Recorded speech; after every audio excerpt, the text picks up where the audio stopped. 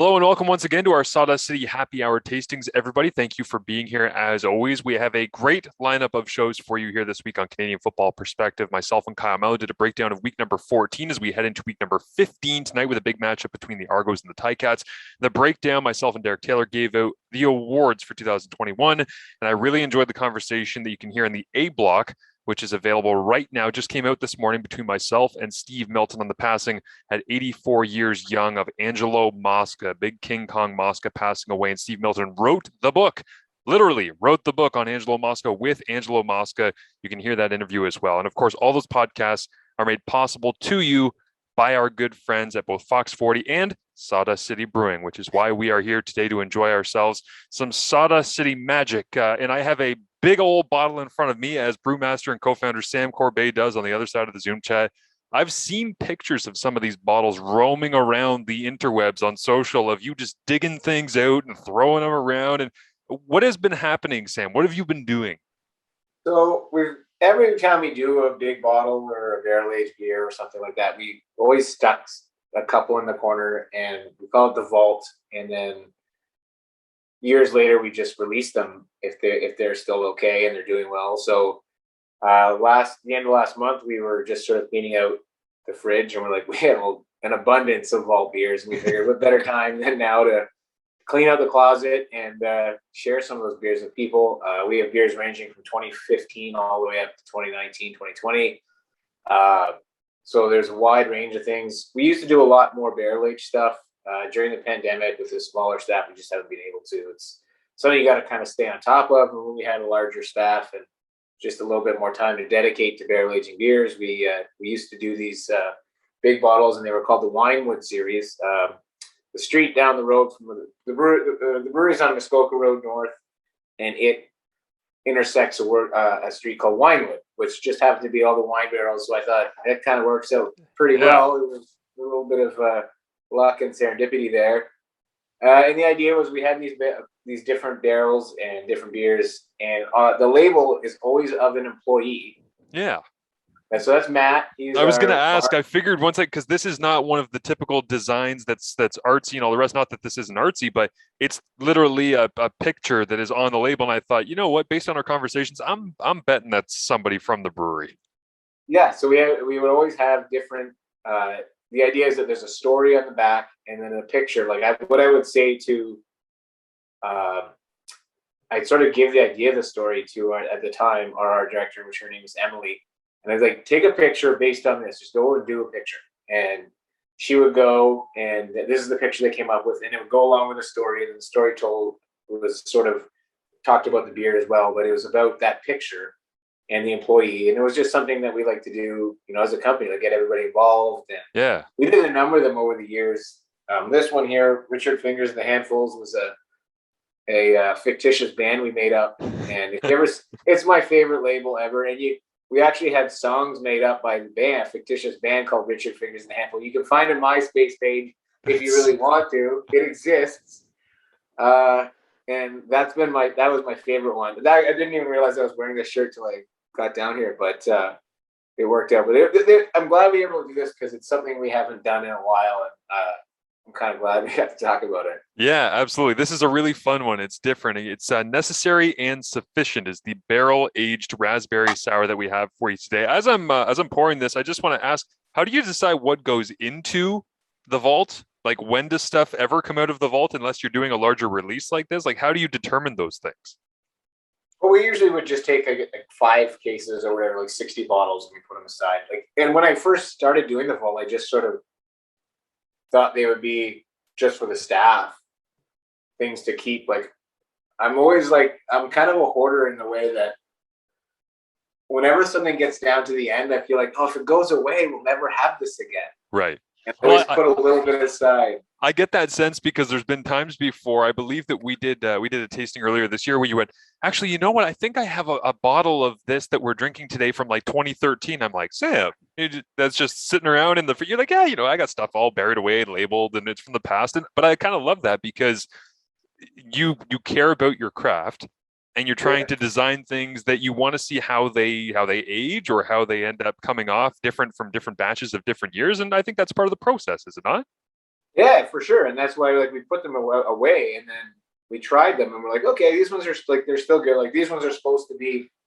You'll notice a little bit of it's very dry, a lot of like barrel, and a little bit of funk. So you can there's a little bit of Brett, little funkiness to it. The raspberry's there, so it's tart and fruity. Yeah, this one is super fresh to me. Like I love the smell of it as soon as you get wind of it. Like it's This is I think this was 2018. really, So it's 3 years old, but it's still got a lot of pop. This was actually the label, the name Necessary and Sufficient came from a guy, one of our brewers, Cal, who's now the winemaker at this cranberry farm. He does cranberry wine and blueberry wine now. It was a scientific term, necessary and sufficient. I just thought it fit. And usually I would write the story, and then Emily would do the pictures, and she took great pictures. So it always worked out well. But it was a communal effort, yeah, for sure. that's awesome. I'm wondering as well as I'm kind of tasting this. You mentioned kind of like cranberry and stuff. Like obviously the raspberry is the heart of this. Is there anything else that is in there in terms of red berries, something darker that's kind of popping out? You might be picking up a little bit of the wine character from the barrels. Yeah, okay. There's definitely some dryness, and the Brett sometimes presents some berry-esque characters. I can't even remember what the base beer was of this. I think it was just a blonde. Yeah. It's 2018, so it's kind of hard for like we did a bunch, and it's like I can't quite remember, but it's definitely different than some of our straight ahead stuff. So the barrels that tend to have that funk, like it's definitely not a clean beer. And Has there ever been a barrel too funky for Sawdust City? oh yeah, we've had to. Well, during the pandemic, we had to cull a bunch of barrels just because we didn't have the manpower to watch them. And if you're not kind of paying attention, they can go off and quit. So like you have to get down there at least once a month. And we had like upwards of 100 barrels. But like, how do you taste 100 barrels with four guys monthly? Like it's not feasible. And there's so many great breweries in this province now that focus solely on barrel aged beers and doing that process that it seemed kind of like disingenuous for us not to have put our best foot forward and not be able to stay in that category. So we're just like, we can't do this. And eventually the barrels just got way too like what happens is they kind of go ropey, and then you get like acidic and acetone, and then it's a magic marker, and it's almost impossible to drink. You're like, okay, dump it. But like, there's people that have to stay on this. There's breweries that have people that just do this, and they're blenders and they're tasters, and that's what they do all the time. Mm-hmm. So yeah, it's when you talk about the wine character of it as well, that kind of comes off is it almost has that sweet, light, fruity wine vibe as the kind of aftertaste at the end as well, right? Like I'm just trying to paint the picture for people that are listening to us on what this is. It's like light on the front, nice burst of raspberry right in the middle. You get those sour vibes, and then it just kind of like tapers out smoothly down the hill, which is it's such a nice kind of it's not obviously the big pink, but in terms of sours and having that kind of red vibe to it with different fruits, it certainly feels like it's kind of a sisterly beer maybe to that one. well, yeah, I mean that was the grapes. This is raspberry, same sort of funkiness. I think when we first started doing like sort of barrel aged beers, we wanted the funk level like ramped up to 1,000. Same as the way like IPAs were all about bitterness, but then as you do more and more, it comes about balance and getting something that you can drink a bottle of, as opposed to let's just call them festival beers where you have a taster, you're like, oh, that's cool, and and you never drink it again. So like that just comes with like age and doing it, and it's you have to stay like it's like a library downstairs, and you got to stay on top of those books. And if you don't, like they just kind of the bindings fade and everything falls apart. It's a great analogy. Can I have the impersonation of the festival goer once again there? Oh, this is cool. Like as soon as you did that, I'm like, that is every person who has that festival just tastes like, wow, that's great, man. I love that. And then my favorite ones are the ones that have a notebook. and then they write in it. And as they're walking away, I'm like, do you go back and check those notes later? Like what do you do with these? This beer may never exist again. Yeah, that's next level. I think the beer festivals that I've been to before, I just trust myself. I go, you know what? If it's good enough, I'll remember it. Like, yeah. There you go. There you go. That's the truth. I think I spent half of a Hamilton beer festival one time just bothering the guys from McKinnon Brothers for their Red Fox. I think was that because beer? I think it was because beer, yeah. And I believe at the radio station at that time that we were given an obscene amount of tokens, and then we tried to give them away on air, and nobody wanted them because just the social side of, and we were like, okay, so we just spread them amongst ourselves at the radio station and went out on a Friday night all together. And I was just standing there being like, another please, sir, and then hands you over, another please, sir, and just basically drink like bathing in Red Fox by the end of the night. And I was like, okay, yeah, sure. I'm sure that you guys have enjoyed a lot of different beer festivals where people are like that. They fall in love with something that you're serving, and you're like, all right, man, I'm here for 8 hours. Like, I guess we'll just stand here and pour you all day. You do get to meet this, especially on a multiple day festival. You end up running into the same people over and over again, and it is great because then years later you run into them again. You remember. Yeah. Beer festivals are great at the when you on the outset, but then you do a bunch of them and you sort of get a little rundown on them. But now that we haven't had them in 2 years, I will gladly go back and do beer festivals and events. I'm excited about our event next week at the Only. It's been forever. Tell people about what's going on with that, because we actually have some CFP prizing that I'll let them know about afterwards. But what is that event about, and how's that come together for you? It's our 10th.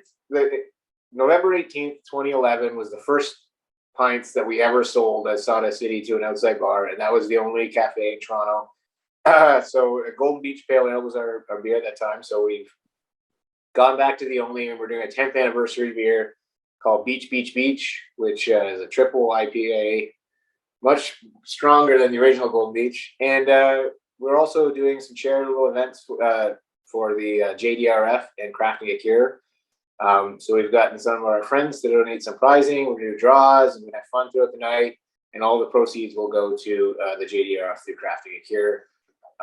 So, it's exciting. November is Diabetes Awareness Month, so we wanted to represent that during the month of November. If you pick up any lusciousness or at the brewery or the saloon, a portion of those sales go to the JDRF as well. Awesome. That's fantastic. And then I mentioned what we are doing. We've got 10 tickets. I believe you're splitting them up into 2 packs of 5. We said that we're going to do so. There are 2 5-packs that are available at this event for Toronto Argonauts playoff game, because depending on what happens tonight, depending on when people are listening to this, it's Toronto against Hamilton. If Toronto wins, they clinch the East and they will play a home game on December 5th. Even if they lose, there's like an 8% chance that they're not in a playoff game at this point. So it should be, I believe, Toronto hosting the East final, I think is what will end up happening. And because even people don't realize this, unless you're really dialed in, even if Hamilton beats Toronto head to head tonight, Hamilton still has to beat Saskatchewan next week. And Toronto, and Toronto is kind of looking around and being like, well, why don't we just get this done at home tonight? So it'll be a fun one. But regardless, whether or not they host the semi or the East final, we got 2 5-packs of tickets that are up for that as well at the Only through the JDRF fundraiser that Sam has put together so graciously there, which we're looking forward to having. So it'll be a lot of fun to see that come to fruition. Yeah, that's awesome. And thank you guys so much. And, it's a big game tonight. I saw you guys posting a lot of stuff today. Yeah. Toronto Hamilton's always a big rivalry. And when it comes down to something like this, that's even more exciting. What's great is that this rivalry, I've always heard about it and I've seen people talk about it. When I was in university playing football, I was like, yeah, I get it. Like Ticats and Argos is a thing.